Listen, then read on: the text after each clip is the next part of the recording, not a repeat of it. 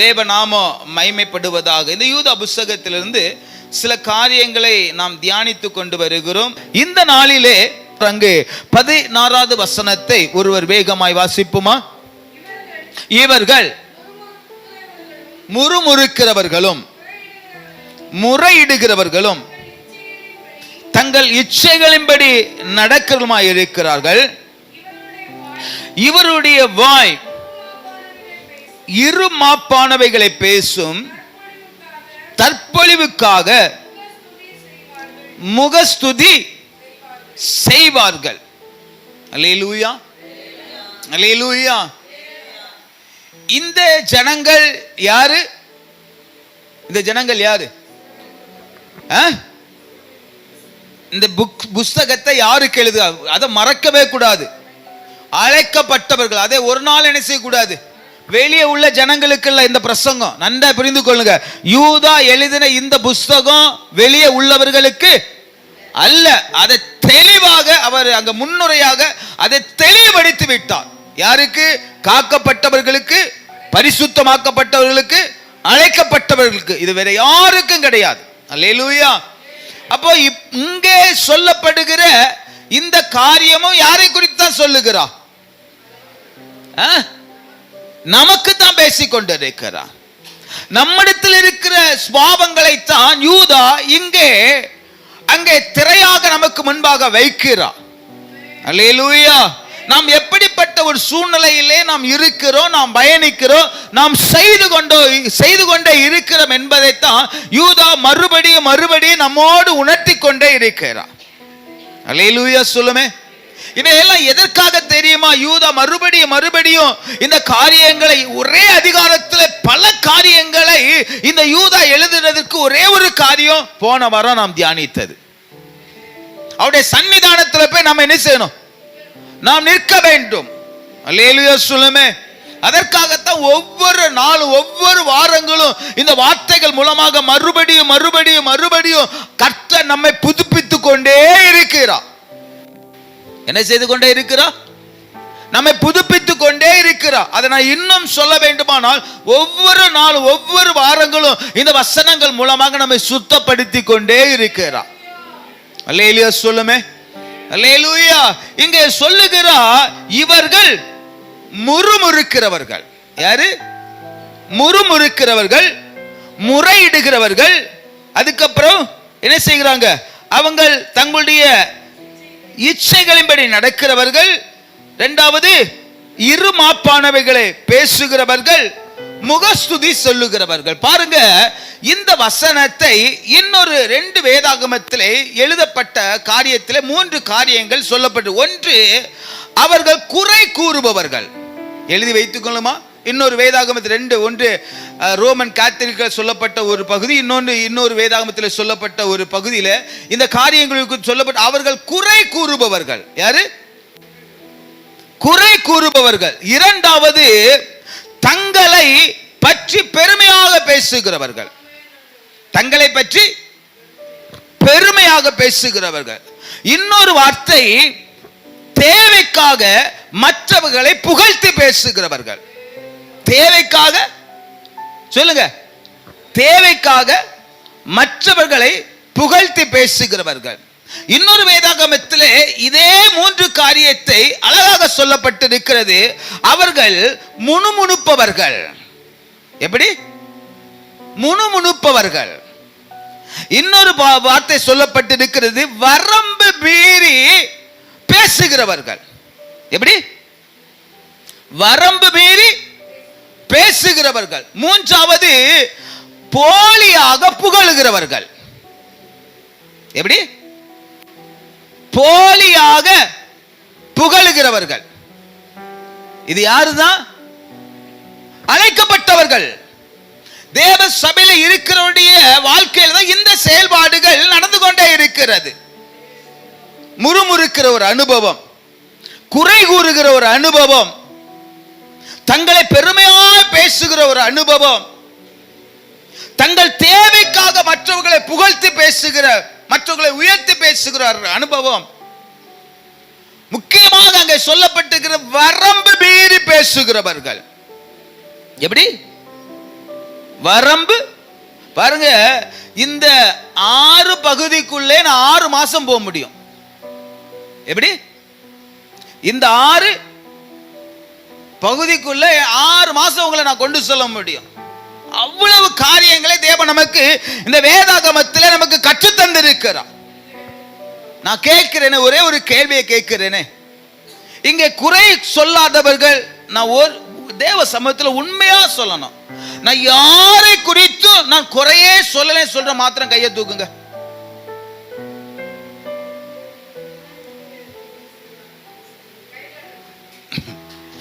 நான் யாரை குறித்து குறை கூறாதவர்கள், அப்ப வேண்டாம், விட்டுருவோம். குறை கூறி இருக்கார், அவர் உண்மையை ஒத்துக்கிறார், நிறைய குறை சொல்லி இருக்கிறார். மற்றவர்களை குறித்து குறை யாருமே கிடையாது. அல்லேலூயா. பாருங்க, யூதா சொல்லுகிறா, இந்த குறை கூறுகிற அனுபவம் இருக்குமானா இந்த உலகத்திலும் தேவ ஆசீர்வாதத்தை நாம் பெற்றுக்கொள்ள முடியாது, அவருடைய ராஜ்யத்துக்குள் நம்மால பிரவேசிக்க முடியாது. ஆனா குறை கூறாம வாழ முடியுமா? முடியவே முடியாது, ஒரு நாளும் முடியாது. அப்ப எப்படியா அந்த குறை கூறாம வாழறதுக்கு, அல்லேலூயா, சில காரியங்களை சில மனிதர்கள் செய்யும் போது அதை சகிக்கக்கூடிய ஒரு தன்மை நமக்கு என்ன செய்யணும்? இருக்கணும். சகிப்பு தன்மைன்னு சொல்லுவாங்களா, சகிக்கக்கூடிய தன்மை அது நமக்கு இருக்கணும். ஏன் குறை சொல்லும் என்று அந்த சகிக்கக்கூடிய தன்மை நமக்கு இல்லாத போதுதான் மற்றவங்களை என்ன செய்கிறோம்? குறை சொல்லுகிறோம்.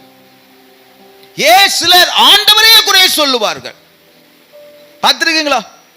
ஏன் என் வாழ்க்கையில இது நடக்குது? ஐயா, உன் வாழ்க்கையில் இது நடக்குன்னா ஏதோ தேவ திட்டம் இருக்கிறது. அப்ப அதை சகிக்கக்கூடிய ஒரு தன்மை நமக்கு, அதை தாங்கக்கூடிய ஒரு தன்மை நமக்கு. எந்த ஒரு மனிதன் குறை சொல்லாம இருப்பான் தெரியுமா? தாங்கக்கூடிய தன்மை உள்ளவன், சகிக்கக்கூடிய தன்மை உள்ளவன் சீக்கிரத்தில் குறை சொல்லவே மாட்டான். அந்த வார்த்தை இணைத்தே சொல்ல, சீக்கிரத்தில் குறை சொல்லவே மாட்டான். நான் மறுபடியும் சொல்லுறேன், குறை கூறாமல் இந்த உலகத்தில் வாழவே முடியாது. ஏதோ ஒரு விதத்தில் மற்றவர்களை, இல்லை நம்முடைய வாழ்க்கையில் நடக்கிற சில காரியங்களை நாம் குறை சொல்லிக் கொண்டே இருக்கிறோம். ஆனா வேதாகமம் நமக்கு கற்று தருகிறது, இந்த அனுபவத்தோடு நாம் இருப்போம் என்றால் தேவன் நமக்கென்று ஆயத்தப்படுத்துகிற அந்த ரெகோபோத்தின் ஆசீர்வாதத்தை நம்மால பெற்றுக்கொள்ள முடியாது. எல்லாவற்றிற்கு மேலாக ஆண்டவர் தன்னுடைய கைகளினாலே நமக்கென்று அங்கே உருவாக்கி கொண்டிருக்கிற அந்த அலங்காரமான அந்த ராஜ்யத்துக்குள்ளே பிரவேசிக்கவும் முடியாது. அல்லேலூயா, அல்லேலூயா சொல்லுமே. நான் ரொம்ப முக்கியமான ஒரு காரியத்துக்குள்ள மட்டும் வேகமா நான் சொல்லி நான் உங்களை கொண்டு செல்ல விரும்புகிறேன். ஏன்னா வேகமா இந்த பகுதியை நான் முடிக்கிறேன். நீங்க வீட்டில இருந்து இந்த பகுதியை நல்லா தியானிப்பு நான் கர்த்தருக்குள் விசுவாசிக்கிறேன். இரண்டாவது அங்கே சொல்லப்பட்டு இருக்கிறது, அங்கே பாருங்க, தேவைக்காக மற்றவர்களை புகழ்த்தி. இங்க இருக்கிறீங்களா இல்லையா? தேவைக்காக என்ன செய்வாங்க? முகஸ்துதி பண்ணுவார்கள். பாஸ்டர் ரொம்ப நல்லவரு, சிவா ரொம்ப நல்லவன், சாந்தி ரொம்ப நல்லவன். ஆனா அவங்கள குறித்து வெளியே சொல்லுகிற இழிவான வார்த்தைகள்,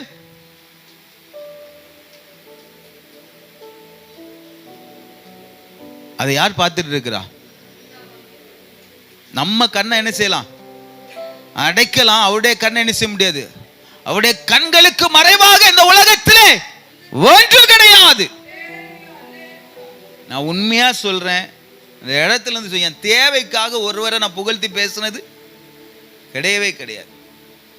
அது எவ்வளவு பெரிய கோடீஸ்வரர் இருந்தாலும் சரி, உண்மைனா சொல்லுவேன், இல்லைன்னா வாயை மூடிட்டு பேசாம இருப்பேன். அல்லேலூயா. அவரை புகழ்த்தி பேசிதான் எனக்கு அன்றைய தேவைகள் சந்திக்கப்படுங்கிற அவசியமே எனக்கு. அப்படின்னா நான் எப்படியே இருக்கலாம் உங்களுக்கு தெரியுமா? நான் பழகுற நபர்கள், என் கூட இருக்கிற நபர்கள் நல்லா இருக்கிறாங்க. அவங்க கூட என் கூட பயணிக்கிற நிறைய பேர் அதை அவர்கள் தங்களுக்கு சாதகமாக மாற்றி நிறைய பேர் அதை ஆதாயப்படுத்திக்கணும். எனக்கு அது தேவையே கிடையாது. ஏன்னா இங்க நல்லா இருக்கலாம், அங்க அங்க போக முடியாது. லேலியா சொல்லுமே, ஒவ்வொருத்தரும் வந்துட்டு இருக்கு, என்னைக்காவது உங்களை புகழ்த்தி பேசியிருக்கிறேன்னா பேச போதே கிடையாது. உண்மையே சொல்லுவேன். சிவாவா அவன் அப்படிதான் இருப்பான், அனிதாவா அவன் அப்படிதான் இருப்பான், ராணியம்மா அப்படிதான் இருப்பாங்க. அடுத்த நாள் அவங்க குறையன்னு செய்வேன், சொல்லியிருக்கிறான் இல்லையா, சொல்லுவேன்.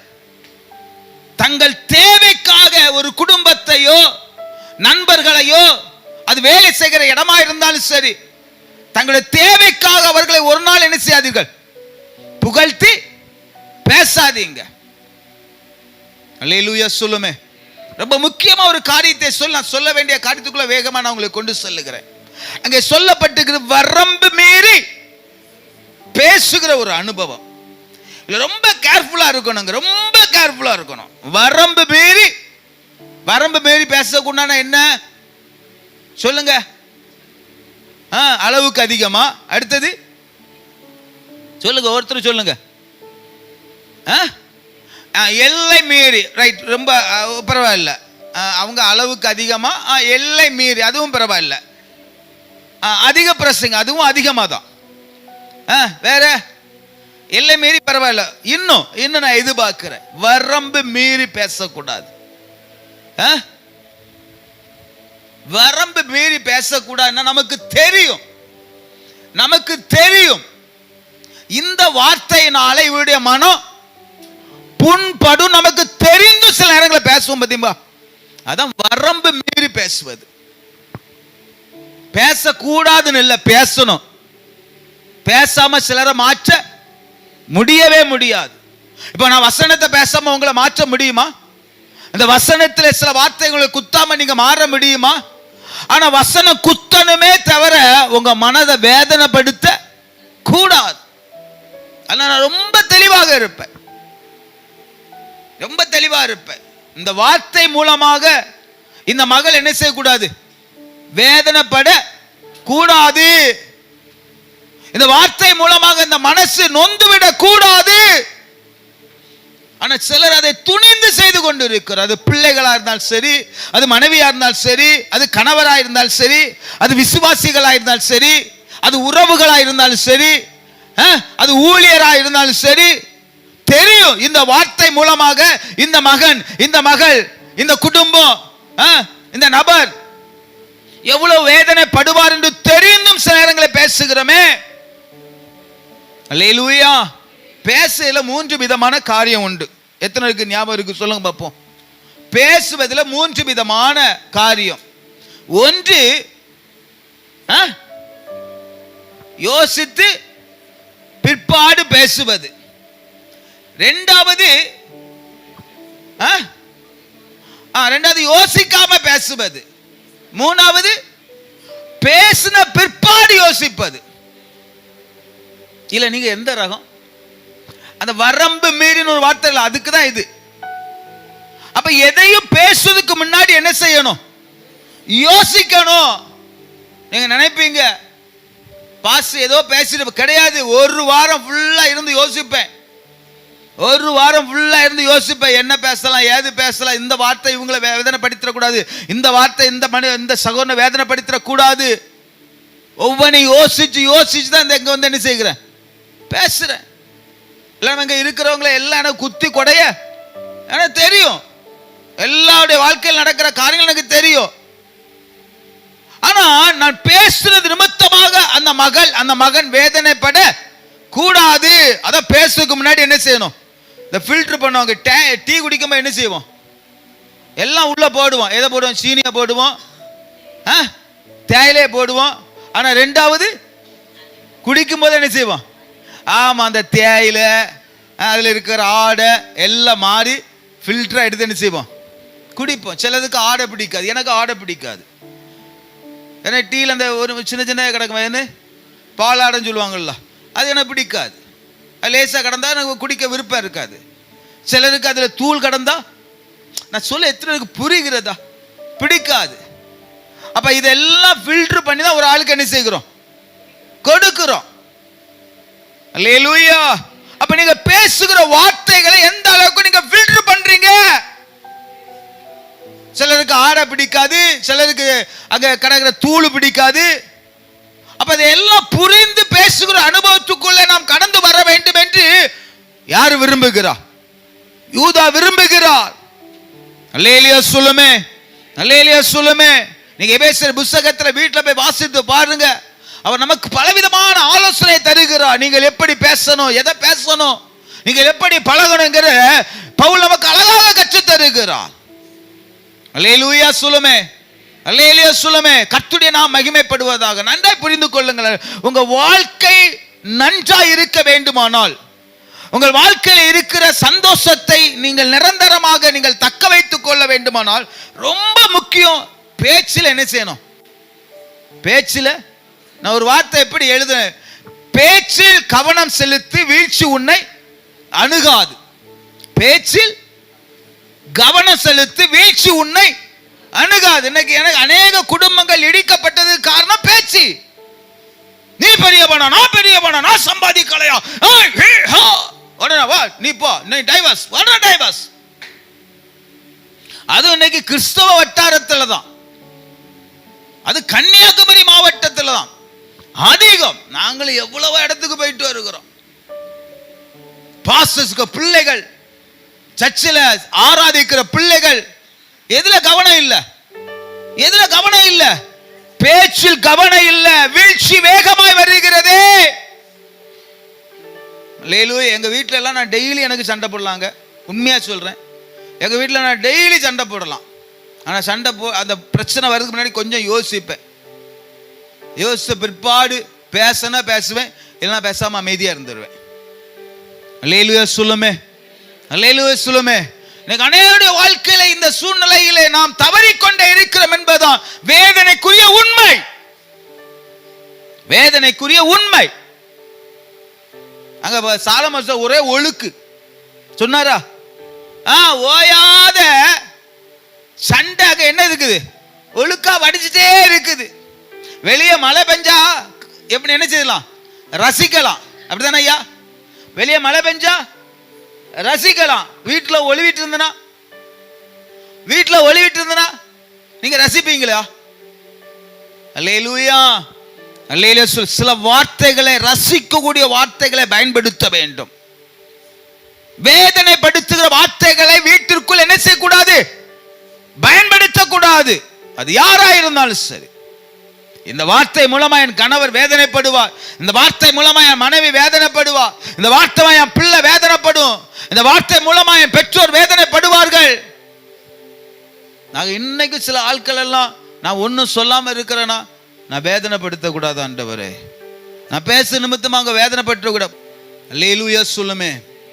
அநேகர் அப்படித்தாங்க தெரியாம பேசிட்டு இருக்கிறீங்க. அவருடைய மனநிலைமை புரியாம நீங்க பேசிட்டு இருக்கிறீங்க. அல்லேலூயா. எனக்கு நீங்க இங்க இருக்கிறவங்க எல்லாத்தையும் எனக்கு குற்றப்படுத்தவும் முடியும். ஆனா எனக்கு ஒண்ணு தெரியும், என்னை விட வேதனையில இவங்க இருக்கிறாங்க, என்னை விட பரிதாபமான நிலையில் இருக்கிறவர்கள் உண்டு. அது அநேக நேரங்கள்ல எனக்கு அநேக வார்த்தைகள் எங்க இருந்து வந்தா கூட நான் எடுத்து பேசாமல் இருப்பது, என்னை விட வேதனை ஆழத்தில் இருக்கிறவர்கள் எங்க உண்டு. அல்லேலூயா சொல்லுமே. நான் ராசரி அம்மா இருக்கிறாங்க, அவங்களை குற்றப்படுத்த நிறைய சொல்லலாம். ஆனா என்னை விட வேதனை ஆழத்தில் அவங்க இருக்கிறாங்க, அது எனக்கு தெரியும். ஏன்னா உண்மைதானம்மா சொல்ல, உண்மைதானே. இதை புரிந்து என்ன செய்யணும்? இதை புரிந்து பேசணும். அநேகர் அதை செய்வது இல்லை, தவறிக்கொண்டு இருக்கிறோம். அல்லேலூயா.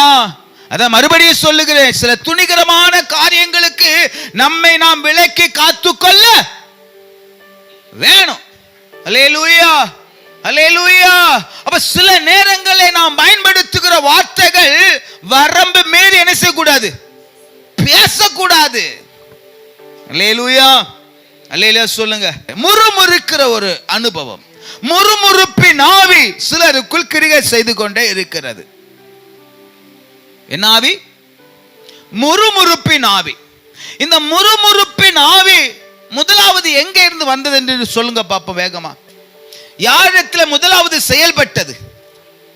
ஆபிரகாமே மனைவியாக சாராள் அங்க 18ஆம் அதிகாரத்தில் நீங்க வீட்டில் போய் வாசிங்க, வேகமா வாசிங்க.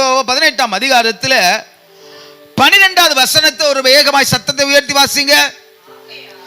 ஆகையால் சாராள் தன் உள்ளத்திலே நகைத்து, அந்த நகைத்துங்கிற வார்த்தை இருக்குல்ல, இதான் முறுமுறுப்பு. என்னது சொல்லுங்க? முறுமுறுக்கிறது. இதெல்லாம் நடக்கவா செய்யுது? இதெல்லாம் என்னத்த நடந்துட்டு? இதெல்லாம் எப்படி நடக்கும்? இதெல்லாம் நாங்க பார்க்கலையா? இதெல்லாம் நாங்க கேட்கலையா? இத்தனை நாள் ஆயிட்டே, இத்தனை மாசம் ஆயிட்டே, இத்தனை வருடம் ஆயிட்டே, இதெல்லாம் எங்க பாட்டு நடக்க போகுது? நகைக்கிறது, முறுமுறுக்கிறது. இது ஆடத்துல முத கிரியை செய்தது சொல்லுங்க? சாராள் இடத்துல கிரியை செய்தது. அருமையான தேவ பிள்ளைகளே, கவனமாய் கவனமாய் காது கொடுத்து கேளுங்கள்.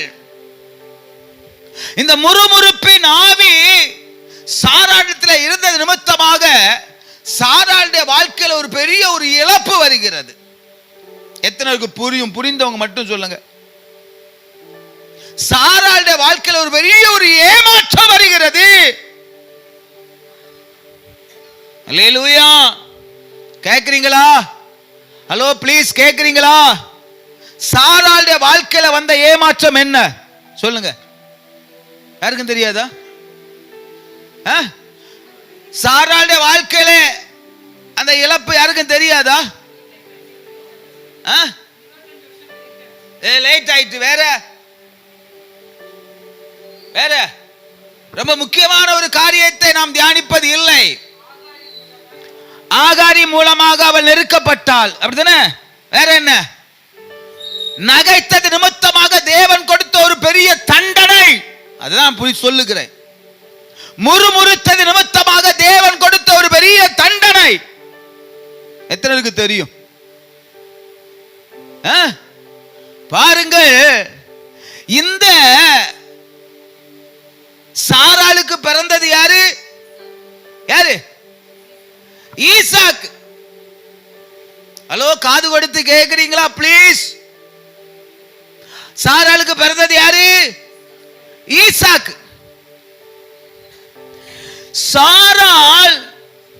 சாராளுக்கு இப்படிப்பட்ட ஒரு மகன் பிறப்பான் என்று தேவதூதர் சொன்னபோது இந்த சாராள் என்ன செய்தாள்? முறுமுறுத்தாள், நகைத்தாள். அல்லேலூயா. ஆண்டவர் கொடுத்த தண்டனை என்ன தெரியுமா? நீ குழந்தைய பெப்ப. இன்னும் புரியலையா? நீ குழந்தைய வளர்ப்ப. இன்னும் புரியலையா? நீ குழந்தைய நீ பெத்தெடுப்ப, நீ குழந்தைய நீ வளர்ப்ப. ஆனா ஆனா குழந்தைங்க திருமணத்தை ஒன்னால பார்க்க முடியாது. ஹலோ ப்ளீஸ், வேதத்தின் ரகசியங்களை நன்றாய் புரிந்து கொள்ளுங்கள். முறுமுறுக்கிறவர்களுக்கு ஆண்டவர் கொடுத்த ஒரு பெரிய தண்டனை. இங்கேயும் சிலருக்கு அந்த தண்டனை வெயிட்டிங்லே இருக்குது. சில தண்டனைகள் வெயிட்டிங்லே இருக்குது. காலம் தாமதிக்குன்னா ஒண்ணு புரிந்து கொள்ள, ஆண்டவர் தண்டிக்கிறார். உங்க காலத்துல இதை பார்க்க முடியலையா? ஆண்டவர் தண்டிக்கிறார். இன்றைக்கு மனம் திரும்பு. இதுக்கெல்லாம் அல்லேலியா வராதுன்னு எனக்கு தெரியும். நமக்கெல்லாம் ஆண்டவர் உங்களை ஆசீர்வதிப்பார், ஆண்டவர் உங்களை பெரிய முக்கியமான ஒரு காரியத்தை சொல்லுறேன். சாராள் தான் பெற்றெடுத்தார் ஈசாக்கை, சாராள் தான் பால் கொடுத்தார், சாராள் தான் வளர்த்தாள். ஆனா அந்த மகனுடைய திருமணத்தை சாராளால பார்க்க முடியும். ஏன்னா ஆண்டவர் சொன்னார், இப்படி ஒரு மகன் பிறப்பா சொன்ன முறுமுறுப்பின் ஆவி இங்கே சிலருக்கு கிளியை செய்து கொண்டிருக்கிறது. ஆண்டவரே என்ன மன்னியோ, இந்த முறுமுறுப்பின் ஆவி என்னிடத்திலிருந்து எடுத்து போடு. நான் பாரத்தோட பேசிட்டு இருக்கிறேன். உங்க பிள்ளையோட வாழ்க்கை உண்மையில நம்முடைய வாழ்க்கையில ஒரு பெரிய ஒரு ஏமாற்றம் தெரியுமா? நம்ம பிள்ளைக்கு வாழ்க்கை நடக்கிற சந்தோஷத்தை பார்க்காம போகுது. அதே போல ஒரு ஏமாற்றம் ஒரு மனிதனுக்கு கிடைப்பது இல்லை. அவன் 1000 கோடி சம்பாதிச்சாலும் அவன் 1000 கோடி பிள்ளைக்கு சம்பாதிச்சு வச்சாலும் அந்த பிள்ளைக்கு திருமணத்தை பார்க்காம, அந்த பிள்ளைக்கு ஒரு குழந்தைய கையில தூக்காம போவது போல ஒரு ஏமாற்றம் அதை சாராள் பெற்றாள். ஏன்? ஏன்? முறுமுறுக்கிற ஆவி. இங்கே சிலருக்கு முறுமுறுப்பின் ஆவிகள் இருக்கிறது. நீங்கள் முறுமுறுப்பீர்கள் என்றால் தேவன் உங்களுக்கென்று சில மேன்மைகளை வைத்திருப்பார். அதை உங்க கண்கள் பார்க்காது, உங்க சந்ததிகள் பார்ப்பார்கள். நான் பாரத்தோடு பேசிக் கொண்டிருக்கிறேன். நான் இன்னைக்கு ஏன் நான் முறுமுறுக்காம இருக்க தெரியுமா? என் பிள்ளைகளுடைய நல்ல நிகழ்ச்சிகள் இந்த கண்கள் என்ன செய்யணும்?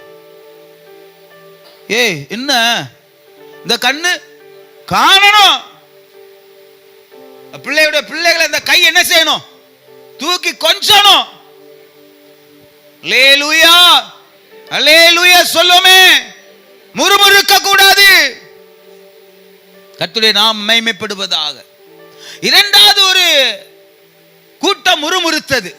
யாரு? அதுதான் யாரு? அதான் இஸ்ரவேல் ஜனங்கள். என்ன எப்படி முறுமுறுத்தாங்க? சொல்லுங்க, சத்தமா சொல்லுங்க. வேதத்தை நல்லா கரைச்சு குடிச்ச பண்டிதர்கள் தானே நீங்க. சொல்லுங்க எப்படி முறுமுறுத்தாங்க? எகிப்தில் எங்களுக்கு எகிப்தில் அடக்கம் பண்ணதுக்கு கல்லறை இல்லையா? படுவாவி மனுஷா. லே மோசே, லே மிக்காலி, எங்களுக்கு ஊர்ல கல்லறை இல்லையா? எகிப்தில் எங்களுக்கு கல்லறை இல்லையா? ஏயா என்ன கூட்டிட்டு வந்த? ஏயா இப்படி கத்திட்டு கிடக்க? ஹலோ, நடந்தது என்ன தெரியுமா? நடந்தது என்ன? எவர்கள் முறுமுறுத்தார்களோ அவர்கள் ஒருவர் கூட எங்க போல? கானான் தேசத்துக்குள்ள போகல. நீ முறுமுறுத்துட்டே இரு. நீ சபையில முறுமுறுத்துட்டு இரு, நீ குடும்பத்துல முறுமுறுத்துட்டு இரு, நீ எல்லா இடத்துலயும் முறுமுறுத்துட்டு இரு. ஆனா உனக்கு அங்க செல்ல முடியாது, முடியாது, முடியாது. அல்லேலூயா சொல்லுமே, அல்லேலூயா சொல்லுமே. நம் பாரத்தோடு பேசிக் கொண்டிருக்கிற அருமையான தேவ பிள்ளைகளே, தேவன் உங்களுக்கென்று இந்த உலகத்திலாக இருக்கட்டுமே, உங்களுக்கென்று ஒரு மேன்மை கர்த்தர் ஆயத்தப்படுத்திக் கொண்டே இருக்கிறார். அதற்காக தான் தேவன் உங்களை கடினமான பாதையிலே கர்த்தர் நடத்தி கொண்டிருக்கிறார். அதுல காய்ச்சல் வரும், அதுல வியாதி வரும், அதுல எல்லாம் வரும். அதெல்லாம் தாங்கணும். அதெல்லாம் என்ன செய்யணும்? தாங்கணும். எனக்கு ஆண்டவர் கானானை என்ன செய்திருக்கிறார்? எனக்கு ஆயத்தப்படுத்தியிருக்கிறார். அந்த கானான் தேசத்திற்கு என்னை கொண்டு செல்வேன் சொன்ன தேவன் நிச்சயமாக என்ன செய்வார்? அவர் கொண்டு செல்லுவார். அப்படிதான் சொல்லுகிறார். ஈசாக்கு அப்படியே என் தாசனாகி ஆபிரகாமின் நிமித்தம், என் தாசனாகி ஆபிரகாமின் நிமித்தம் நான் உன்னை ஆசீர்வதிக்கவே ஆசீர்வதிப்பேன். அல்லேலூயா சொல்லுமே. நான் நிச்சயமாக சொல்ல முடியுங்க தேவ பிள்ளைகளே, தேவன் உங்களை ஆசீர்வதிக்க விரும்புகிறார். சில கடினமான பாதையிலே தேவன் உங்களை நடத்தி கொண்டு இருக்கிறாரா? பாருங்க, ஈசாக்கு போகிற இடத்துல எல்லாம் பிரச்சனை தானே. போற இடத்துல எல்லாம் பிரச்சனை. ஒரு இடத்துல போய் தோண்டுவான், ஓடு ஓடு, ஓடிட்டான். இன்னொரு இடத்துல தோண்டினா அங்கேயும் மனுஷன் வந்தான், ஓடு, ஓடிட்டான். ஆனா பொறுமையோட காத்திருந்தார். பொறுமையோட காத்திருந்தா ஆண்டவர் ஒரு ரெகோபத்தை கட்டளையிட்டார். கரங்களை தட்டி கர்த்தரை மகிமைப்படுத்து. உனக்கென்று ஒரு ரெகோபத்தை கர்த்தர் ஆயத்தப்படுத்திக் கொண்டிருக்கிறார். நீ முறுமுறுக்காத, முறுமுறுக்காத. எனக்கு ஏன் இந்த வாழ்க்கை? என் பிள்ளைக்கு ஏன் இந்த வாழ்க்கை? என் கணவனுக்கு ஏன் இந்த வாழ்க்கை? எனக்கு ஏன் இந்த தரித்திரம்? முறுமுறுக்காத. யாருக்கு தெரியும்? ஒரு நாள் போதும், ஒரு நாள் போதும். அல்லேலூயா சொல்லுமே. அவர் காரியத்தை மாறுதலாய் முடிய பண்ணுகிற தேவன்.